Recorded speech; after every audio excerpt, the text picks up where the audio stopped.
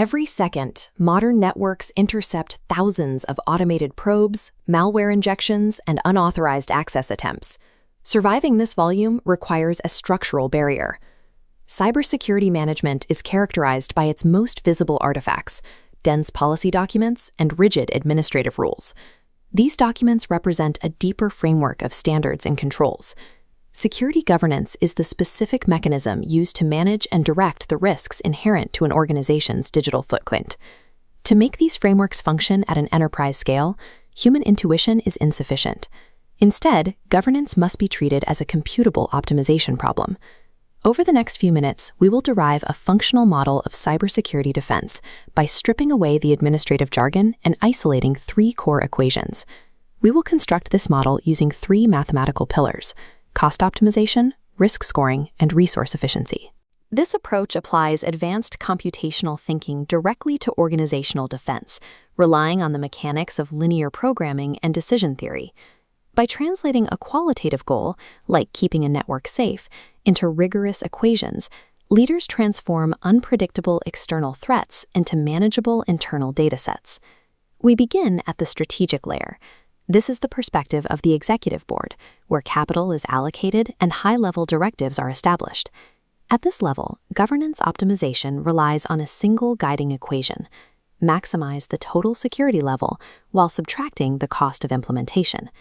The objective of a rational organization is never perfect security. Achieving absolute invulnerability is impossible.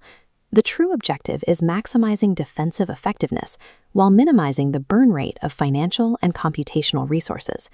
This is a Cartesian graph tracking that relationship.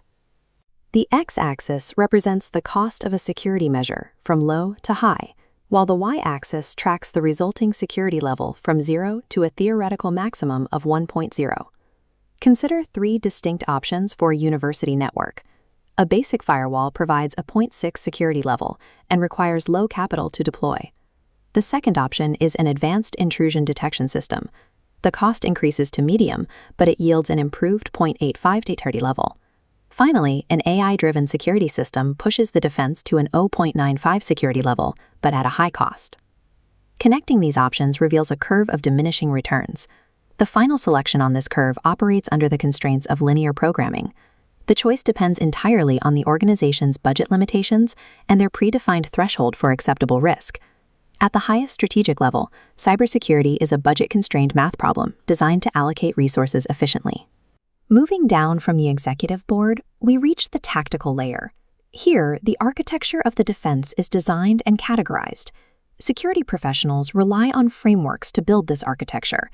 The NIST framework dictates a cycle to identify, protect, detect, respond, and recover, while ISO 27001 models continuous risk treatment.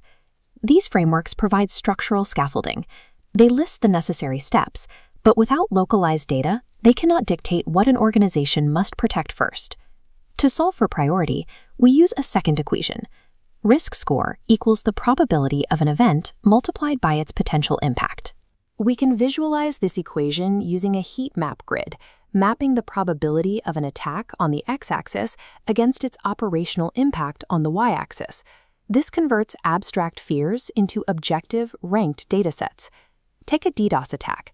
If historical data suggests a 0.6 probability of occurrence and business analysis defines the impact as 0.7, multiplying them yields a risk score of 0.42. Next, evaluate an insider threat. The potential impact is 0.9, but the probability is lower at 0.4. The resulting risk score is 0.36, placing it lower on the overall threat matrix. Finally, a malware attack. With a 0.7 probability and a 0.8 impact, the equation outputs a dominant risk score of 0.56. A tactical risk manager uses this specific mathematical output to prioritize malware mitigation over DDoS defenses. Tactical frameworks require quantitative risk evaluation to drive the agenda. The models for strategy and tactics require human execution. This brings us to the operational layer, focusing on the teams required to perform these prioritized tasks. This three-tier pyramid represents the functional hierarchy of a cybersecurity division, categorizing specific roles and responsibilities. The Chief Information Security Officer occupies the top strategic level, responsible for defining the overarching policy and solving the cost optimization curve.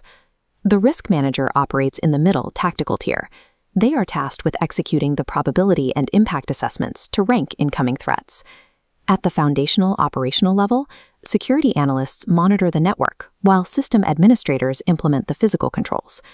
To measure the performance of this pyramid, we apply our final equation. Team efficiency equals total output divided by consumed resources. This ratio identifies the point of diminishing returns in human performance.